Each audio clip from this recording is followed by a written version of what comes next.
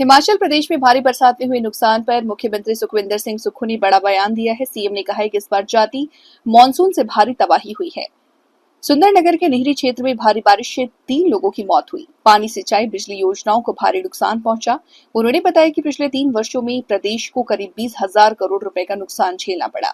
मुख्यमंत्री ने कहा, क्लाइमेट चेंज भी इस तबाही की एक बड़ी वजह है। बागवानों की फसलों को भी भारी नुकसान हुआ है। उन्होंने कहा कि अब सरकारी संसाधन नदियों से 100 मीटर की दूरी पर ही बनाए जाएंगे। धर्मपुर बस स्टैंड का उदाहरण देते हुए उन्होंने कहा कि नदी नाले के किनारे बनने से कई बार नुकसान झेलना पड़ता है। धर्मपुर में ही करीब 6 करोड़ रुपए का नुकसान केवल बसों को हुआ। कांग्रेस विधायक चंद्रशेखर ने आमरण अनशन पर बोलते हुए सीएम ने कहा कि उन्होंने जो मुद्दा उठाया है उस पर केंद्र सरकार को गंभीर होना चाहिए। केंद्र के अधिकारी जब डीपीआर तैयार करें तो स्थानीय इंजीनियरों को भी सलाह लें। सीएम ने बताया कि उनके व्यक्तिगत अनुरोध पर विधायक ने अनशन खत्म किया है। अभी 1500 करोड़ रुपए के रिलीफ की जो आशा हमारे प्रधानमंत्री जी से है उस पर हमारी आंखें टिकी है। और निश्चित रूप से क्या वो स्कीम बेस्ड आता है, क्या वो स्पेशल रिलीफ पैकेज के रूप में आता है, क्या वो ग्रांट आती है, ये बहुत ही है देखने वाली बात है। महज भारतीय जनता पार्टी के लोग हर दिन मंत्री भेज रहे हैं। मंत्री भेजने से कुछ कार्य नहीं होने वाला है। मंत्रियों द्वारा जो धन लाया जाना उससे कार्य होना है। आप एक हाइप क्रिएट कर रहे हो कि आज केंद्र का ये मंत्री आ रहा है, केंद्र का वो मंत्री आ रहा है, केंद्र का वो मंत्री आ रहा है, वो उनका मंत्री वहाँ जाके विजिट कर रहे हैं। फिर उस गांव में विजिट करने के बाद समस्या का समाधान कैसे होगा? उस गांव की सड़कें तो सरकार के द्वारा खोली जाएगी, उस गांव में घिरे हुए घरों को सरकार के द्वारा बसाया जाएगा। पानी की, पीने की योजना, सिंचाई की योजनाओं का जिसमें प्रदेश सरकार का भी टैक्स है, उस पैसे की हम इंतजार कर रहे हैं, वो तो सरकार द्वारा करेगी। तो हम चाहते हैं कि राजनीतिक लाभ के लिए ये जो आ रहे हैं, राजनीतिक लाभ से इसका अगर वो दिल्ली में देश के प्रधानमंत्री जी से मिलकर हमें स्पेशल रिलीफ पैकेज दिलाए तो बड़ी बात होगी। और इसमें हम तेज़ी से काम कर रहे हैं। हमारे संसाधन कम है, आर्थिक तंगी है, फिर भी हम कट लगाकर हर गाँव की सड़क को पहुँचाना चाहते हैं, ये मैं कहना चाहता हूँ। और महज अखबार में बयान देने के लिए तो अच्छी बात है, लेकिन दर्द बांटने से बढ़ता है। और हमारी सरकार संवेदनशील है, हमने दर्द बांटा है। 9 दिन हमारे राजस्व मंत्री भरमौर में रहे, कोई मंत्री भरमौर में नहीं टिकता है। सभी मंत्रियों ने अपनी जिम्मेवारी का निर्वाह किया है। सर, मंडी संसदीय क्षेत्र भाजपा की सांसद नहीं आ रही है, इस बारे में मैं क्या जवाब दूं? वो मंत्री क्यों मंत्री जी आ रहे हैं, मैं चाहूँगा कि वो जहाँ भी जा रहे हैं अपने विभाग के कुछ पैसे तो दे के जाए। जिस भी विभाग के मंत्रियों को लेकर आ रहे हैं वो कुछ घोषणा तो करें। सहानुभूति तो हमारे संस्कृति में बसी है, संवेदनशीलता तो हमारे हिमाचल के संस्कारों में बसी है। हमें सहानुभूति संस्कार के अलावा जिस धन की जरूरत है उसका सदुपयोग करने की जरूरत है। आज की डेट में हमें वो धन की जरूरत है और हम इस कार्य को युद्ध स्तर पर करेंगे। निश्चित रूप पर पूरे प्रदेश को आपदाग्रस्त घोषित कर दिया गया है। और मैं आपको कहना चाहता हूँ, प्रत्येक परिवार जिसका घर उजड़ा है उसको 7,70,000 रुपये हमारी सरकार देगी। जिसके घर में आंशिक रूप से नुकसान हुआ उसे 1 लाख रुपया देगी। और हम जिसके बागवान की फसल जो हमारी क्षमता है, किसान की फसल जो हमारी क्षमता, उसके लिए हम अपने संसाधनों से पैसे दे रहे हैं। हम भी केंद्र सरकार के संघीय ढांचे के एक प्रदेश है, हमें आज ज़रूरत है। लेकिन अगर समय की अनुसार ना मिले, उस पीड़ा का इलाज समय के अनुसार, दवाई समय में ना मिले तो वो फिर कोई फ़ायदा नहीं रहता उसका। जैसे कि पीडीएनए 2 साल में बाद मिला और पीडीएनए की बार बार बात करते हैं, उसकी एक किश्त आई है सिर्फ 400 करोड़ रुपए की। 1500 करोड़ रुपया देना है, 500 करोड़ रुपया राज्य का हक है। तो 10,000 करोड़ का आंकलन तो केंद्र सरकार खुद करके गई थी। तो ये सब राहत की अभी ज़रूरत है। पर लेकिन हम कई योजनाओं के धन को इधर से कट लगाकर, उधर से कट लगाकर हम प्रदेश की सड़कों को और पीने की पानी की योजनाओं को और बिजली पहुंचाने का कार्य हम कर रहे हैं। देखिए, हमने तो पहले ही कह दिया है कि मेरी माननीय धर्मानी जी से बात हुई थी टीसीपी के नियमों के बारे में कि कोई भी सरकारी संस्था नदी से 50 मीटर नहीं, अब हमें, क्योंकि नदी अपना कोर्स चेंज कर रही है, नाले अपने कोर्स चेंज कर रहे हैं, 100 मीटर की डिस्टेंस पर अभी तो हम सरकारी संस्थान नहीं बनाएंगे।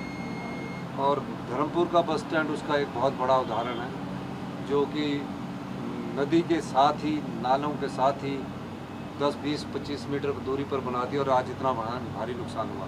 और ये नुकसान अभी नहीं हुआ, 2023 में भी धर्मपुर के बस स्टैंड पर बहुत बड़ा नुकसान हुआ था और आज इसका बहुत अधिक नुकसान हुआ है। हमने डिप्टी चीफ मिनिस्टर जी से मेरी सवेरे बात हुई, वो धर्मपुर के क्षेत्र में गए हैं। उन्होंने मुझे कहा कि तकरीबन 6 करोड़ रुपए का अभी तक धर्मपुर में बसेस का ही नुकसान हो चुका है।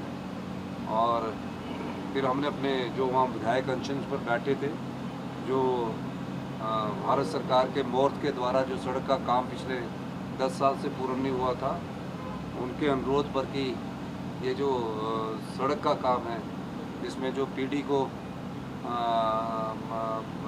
को हटाने की बात की थी, एक्सिल को हटाने की बात की थी, उस बात को ध्यान में रखते हुए हमने कहा कि हमारे विधायक ने जो बात रखी है उस पर गौर फरमाया जाए। चंद्रशेखर जी पिछले 7 दिनों से भूखे बैठे हैं और एक विधायक अगर अपनी समस्याओं को कांग्रेस की सरकार में बैठता है तो कितना गंभीर है ये बात कि केंद्र सरकार से मैं भी बात कर रहा हूँ, हमारे चीफ सेक्रेटरी साहब भी बात कर रहे हैं। अंत में उन्होंने कहा कि हम अपने ऑफिस को बंद कर रहे हैं, तो मैंने डिप्टी सीएम साहब से कहा था कि उनकी स्ट्राइक को कॉल कीजिए, तो मुझे लगता है कि उनकी स्ट्राइक को हमने कॉल ऑफ करवा लिया है। पर हम उस सड़क पर जो वर्ल्ड बैंक के द्वारा भारत सरकार द्वारा बनाई जा रही है, हमारा प्रयास रहेगा कि केंद्र सरकार में हमने मुद्दा उठा दिया, मोर्थ के सेक्रेटरी से मुद्दा उठा दिया, हाईएस्ट लेवल पर चीफ सेक्रेटरी साहब से बात होगी।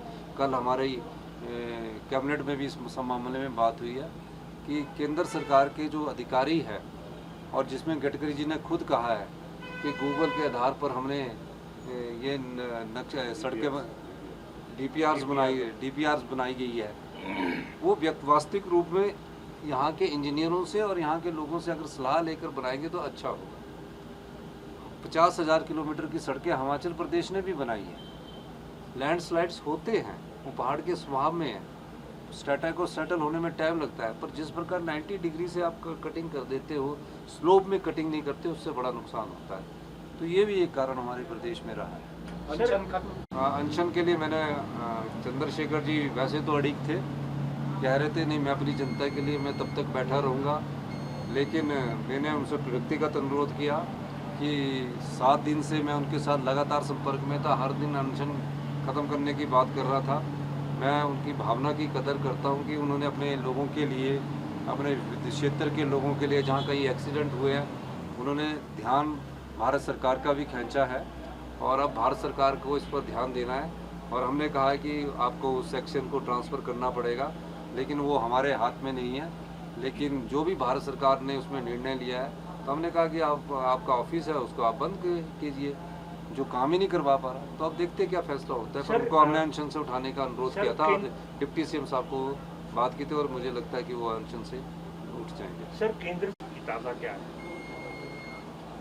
पिछले रात को बहुत तेज़ बारिश प्रदेश में हुई और सुंदरनगर के निहारी क्षेत्र में 3 लोगों का डेथ हुई है। किन्नौर में 2 लोग अभी मिसिंग बताए गए हैं और कांगड़ा में 13 परिवारों को हमारे जो है वो शेल्टर्स होम्स में ठहराने का इजाज़त दी है।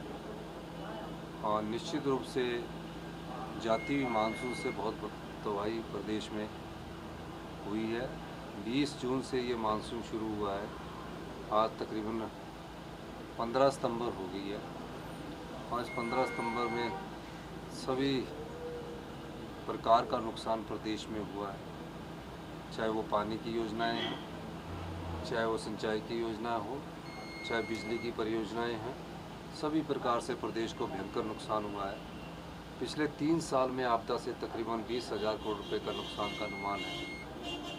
हमारा प्रयास है कि जो भी आपदा प्रभावित परिवार हैं, जिनके घर उजड़ गए, उनके घरों को बसाएंगे और जो हमारी जीवन है मौतें कम हो, इसके लिए हमारा सरकार का प्रयास है और उसमें कुछ हद तक हम सफल भी हुए। लेकिन रात को लैंडस्लाइड से जिस प्रकार पूरे शिमला शहर में भी बहुत बड़ा नुकसान हुआ है, विभिन्न जगह सड़कें टूट गई है और पंथा घाटी में भी अभी बहुत बड़ा लैंडस्लाइड हुआ है, तो निश्चित रूप से अधिकतम बारिश होने के कारण और क्लाइमेट चेंज होने के कारण ये नुकसान प्रदेश को हुआ। सर राहत और बचाव कार्य किस तरह से देखिए, राहत और बचाव कार्य के लिए माननीय हमारे 3 मंत्री यहाँ, चाहे रोहित जी है, धर्मानी जी है, गोमा जी है, तीनों मंत्री आज सुबह से हर एक डिस्ट्रिक्ट की मॉनिटरिंग कर रहे हैं। मैं खुद सारे डिप्टी कमिश्नरों से इन्वॉल्व हूँ और अभी मैंने वरिष्ठ अधिकारियों की बैठक बुलाई है कि राहत और बचाव कार्य को तुरंत प्रभाव से जहाँ है उसको शुरू किया जाए। सबसे बड़ी समस्या हमें जो आई है कि जो बागवान हैं उनका जो अभी रात की बारिश से थोड़ी जो हमने पंचायत की सड़कें कई जगह वो जीप जो चलती है उसके खोलने के लिए हमने बनाई थी, वहाँ भी मुझे रिपोर्ट्स आई है चाहे वो कि वहाँ भी सड़कें बंद हो गई है। जो फसल है बागवानों की उसको बहुत नुकसान हो रहा है। 23 में हम थोड़ा इसमें कम नुकसान हुआ था, लेकिन लगातार 3 महीने बारिश होना इस बात को इंगित करता है कि निश्चित रूप से क्लाइमेट चेंज का प्रभाव है और टेम्परेचर बढ़ा है। सर जो रिवर साइड कंस्ट्रक्शन हुआ है, धर्मपुर में भी बस स्टैंड इस बार चपेट में आया,